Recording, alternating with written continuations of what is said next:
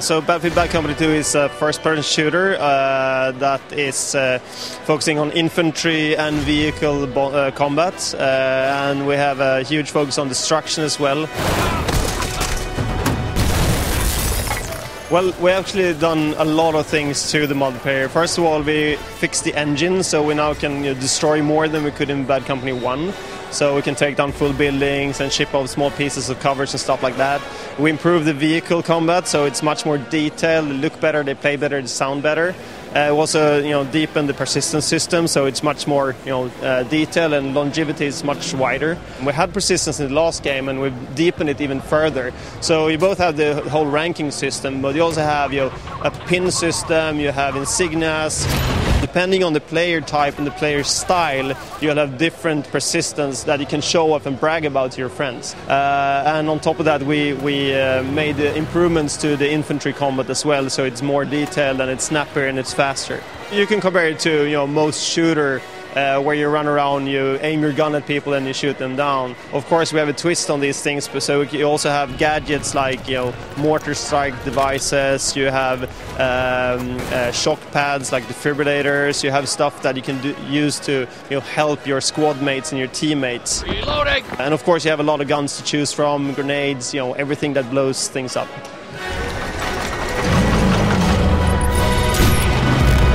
I think Battlefield Bad Company has all the different layers that is needed to create the all-out warfare and experience that we want to give the player.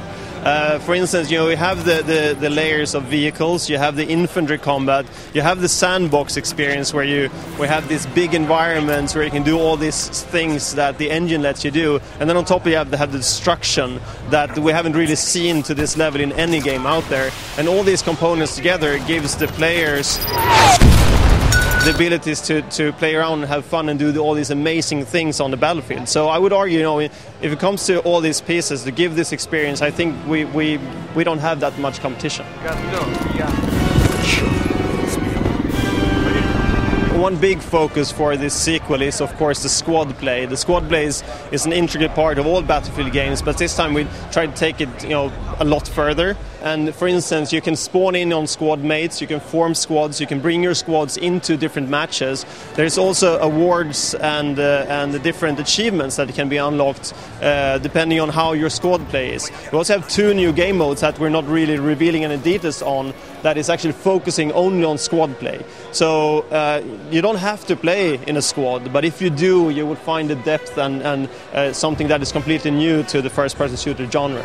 Well, all teams are actually, it's 24 player matches, so a team is consisting of 3 squads with 4 people in each. So you can actually invite 3 different squads to the same match and have a proper clan match if you want to.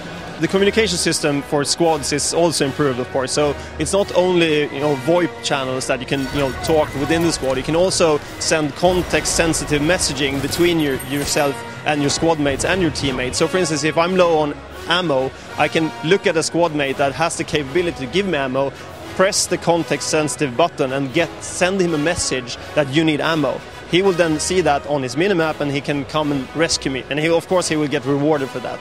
For multiplayer, we have 4 game modes. The 2 I can reveal is the 2 that was in Bad Company 1. First of all, Conquest, which is the classic Battlefield game mode.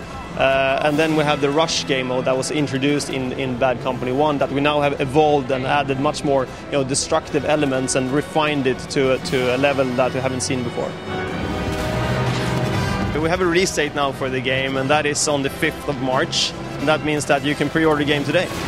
It's going to release on X360, PS3 and PC.